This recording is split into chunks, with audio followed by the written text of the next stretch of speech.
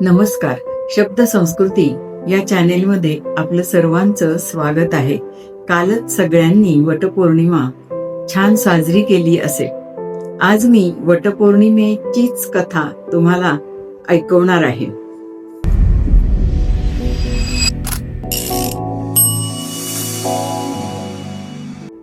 आता या कथेचं शीर्षक आहे आभाळाची सावित्री. कथेचं शीर्षक आहे आभाळाची सावित्री. पौराणिक कथेमधील सावित्रीने सत्यवानाचे प्राण वाचवण्यासाठी यमराजाशी शब्दांचे युद्ध खेळले होते. ती बुद्धिमान, स्वाभिमानी आणि स्वतःचे निर्णय स्वतः घेणारी बाणेदार स्त्री होती. आजच्या युगातील सावित्री देखील तिचे हेच गुण घेऊन जन्माला आली आहे, पण तिची कर्मभूमी मात्र बदललेली आहे. आजची सावित्री केवळ जमिनीवर राहून प्रार्थना करत नाही, तर ती आभाळ कवेत घेऊन संकटांशी दोन हात सुद्धा करते. हे कथानक आहे कॅप्टन सावित्रीचे आणि तिच्या अनोख्या वटपौर्णिमेचे. कॅप्टन सावित्री ही भारतीय वायुसेनेतील एक धाडसी फायटर पायलट होती.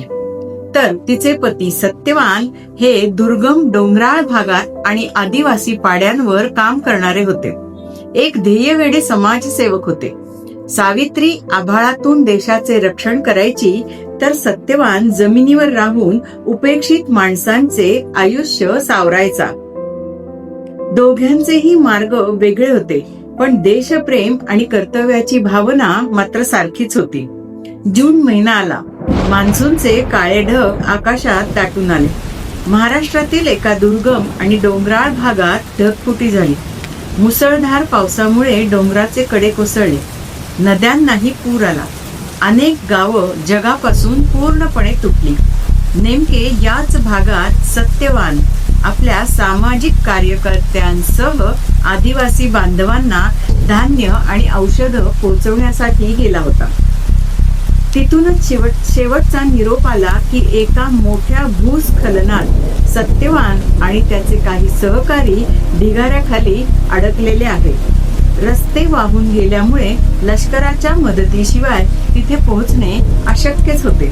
योगायोगाची गोष्ट म्हणजे वायुसेनेने ज्या रेस्क्यू टीमला, बचाव पथकाला या मोहिमेवर पाठवण्याचं ठरवलं होतं, त्यांचे नेतृत्व मात्र कॅप्टन सावित्रीकडे आले.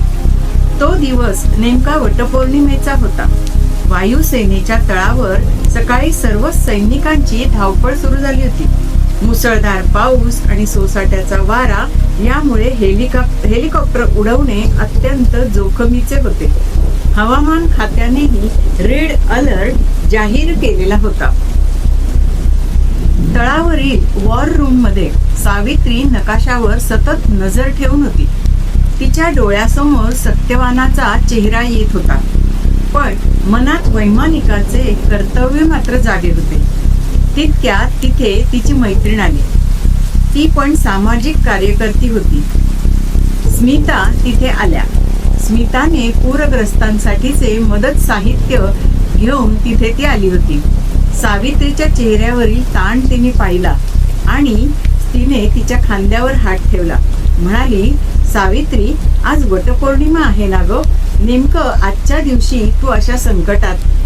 सावित्रीने आपले फ्लाईट हेल्मेट हातात घेतले, डोळ्यातील अश्रू पुसून टाकले आणि म्हणाली, हो ग स्मिता, आज वटपौर्णिमा आहे, पण माझी वटपौर्णिमा या बंद खोलीत उपवास करून काही साजरी होणार नाही. आज निसर्गाचं हे रौद्र रूप माझ्यासाठी यमराजच आहे. या यमराजाच्या छातडावर पाय देऊन वादळाला चिरत मला माझ्या सत्यवानाचे आणि शेकडो गावकऱ्यांचे प्राण वाचवायचे आहेत. आज हेच माझे वटपूजन असेल. तिच्या या शब्दांनी तिथे उपस्थित असलेल्या इतर सैनिकांच्या मध्ये एक नवा उत्साह संचारला. संस्कृतीचा कुठेही अवमान न करता परंपरेला कर्तव्याचं कोंदण देत सावित्रीने आपल्या सुखोई आणि MI-17 हेलिकॉप्टरच्या दिशेने ती निघाली. हेलिकॉप्टरने हवेत उड्डाण केले. बाहेर पाऊस इतका प्रचंड होता की समोरील काहीही दिसत नव्हतं. विजांचा कडकडाट आणि वाऱ्याचा प्रचंड झोत हेलिकॉप्टरला हलवत होता. एरवी अशा हवामानात उड्डाण रद्द केले जाते, पण आज तसे करता येणार नव्हते. ढिगाऱ्याखाली अडकलेल्या लोकांकडे केवळ काही तासांचाच फक्त ऑक्सिजन शिल्लक होता. सावित्रीने आपल्या संपूर्ण कौशल्याचा कस लावला. हेलिकॉप्टरच्या कॉकपिटमधील मॉनिटर्सवर तिची नजर खिळलेली होती. जणू ती यमराजाशी बुद्धिबळाचा डावच खेळत होती. प्रत्येक वळणावर मृत्यू दबा धरून बसला होता. एका क्षणी वाऱ्याच्या प्रचंड झोतामुळे हेलिकॉप्टरची उंची अचानक खाली आली. सहवैमानिक ओरडला, "मॅडम, आपण क्रॅश होऊ. आपल्याला आता मागे फिरणे वाचून गत्यंतर नाही." "नाही," सावित्रीचा आवाज कडाडला. "मागे फिरणे रक्तात नाही. आपण शेवटपर्यंत लढणार." तिने अत्यंत शिताफीने हेलिकॉप्टरवर ताबा मिळवला आणि डोंगराच्या चिंचोळ्या कपारीतून मार्ग काढत ती त्या पूरग्रस्तांच्या गावाच्या वरती जाऊन पोहोचली. खालचे दृश्य मात्र भीषण होते. सर्वत्र चिखल आणि पाण्याचेच साम्राज्य. एका मोठ्या पडलेल्या डोंगराच्या ढिगाऱ्याकडे सावित्रीने पाहिले. तिथेच सत्यवान अडकलेला होता.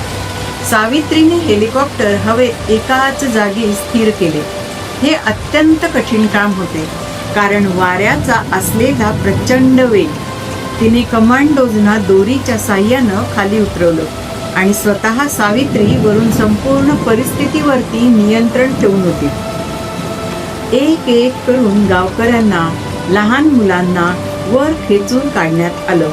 अगदी शेवटी ढिगाऱ्याच्या खालून एका व्यक्तीला बाहेर काढण्यात आलं. तो होता सत्यवान. तो अर्धवट बेशुद्ध होता. त्याचे शरीर जखमांनी भरलेले होते. त्याला तातडीने हेलिकॉप्टरमध्ये घेण्यात आलं. सत्यवानाला सुरक्षित आत घेतल्यानंतर सावित्रीने एका सेकंदासाठी मागे वळून पाहिलं. त्यांची नजरानजर झाली. सत्यवानाच्या चेहऱ्यावर आपल्या पत्नीच्या कर्तृत्वाचा अपार अभिमान दिसला. यमराजाच्या दाढेतून सावित्रीने आपल्या पतीला आणि गावाला सुखरूप बाहेर काढलेलं होतं. हेलिकॉप्टर सुरक्षितपणे तळावर उतरले. मेडिकल टीमने सत्यवानाला तातडीने रुग्णालयात हलवले. गावकऱ्यांनी आणि लष्कराच्या अधिकाऱ्यांनी टाळ्यांच्या कडकडाटात कॅप्टन सावित्रीचे स्वागत केले. संध्याकाळ झाली होती. पाऊस आता ओसरला होता. तळाच्या आवारात लष्कराच्या काही महिला पूरग्रस्तांना जेवण वाटत होत्या. तिथे एक जुना वटवृक्ष होता. स्मिताने त्याच्या शेजारीच एक लहान वडाचे रोप लावले. सावित्री फ्लाईट सूट मध्येच तिथे आली. तिने त्या वडाच्या रोपाला पाणी घातले. सत्यवानाची प्रकृती आता स्थिर झाली होती. स्मिता तिच्याजवळ आली आणि तिने सावित्रीच्या कपाळाला हळद कुंकू लावलं. सावित्रीने वडाच्या झाडाकडे पाहून मनोमन नमस्कार केला आणि म्हणाली, "आज मला समजलं की पुराणातली सावित्री जंगलामध्ये का गेली होती. कारण निसर्गाशी, संकटांशी लढण्याचं धैर्य आणि बुद्धी आपल्याला कर्मातूनच मिळते. उपवास करून आयुष्य मागण्यापेक्षा स्वतःला इतकं सक्षम बनवा की मृत्यूलाही मागे फिरावं लागेल." तिथे उपस्थित असलेल्या सर्व महिलांनी सावित्रीला कडकडून मिठी मारली. आज एका आधुनिक, स्वाभिमानी आणि देशाचे रक्षण करणाऱ्या सावित्रीने परंपरेचा मान राखत विज्ञानाच्या आणि कर्तृत्वाच्या बळावर मृत्यूवरती विजय मिळवलेला होता.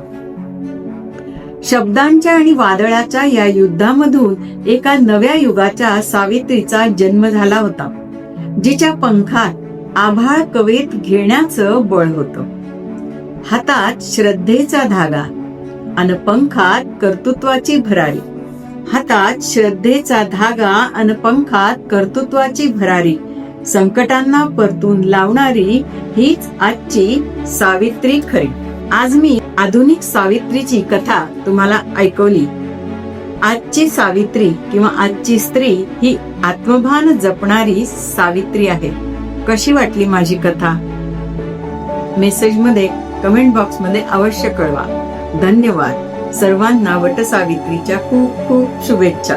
वटपौर्णिमेच्या खूप खूप शुभेच्छा. धन्यवाद.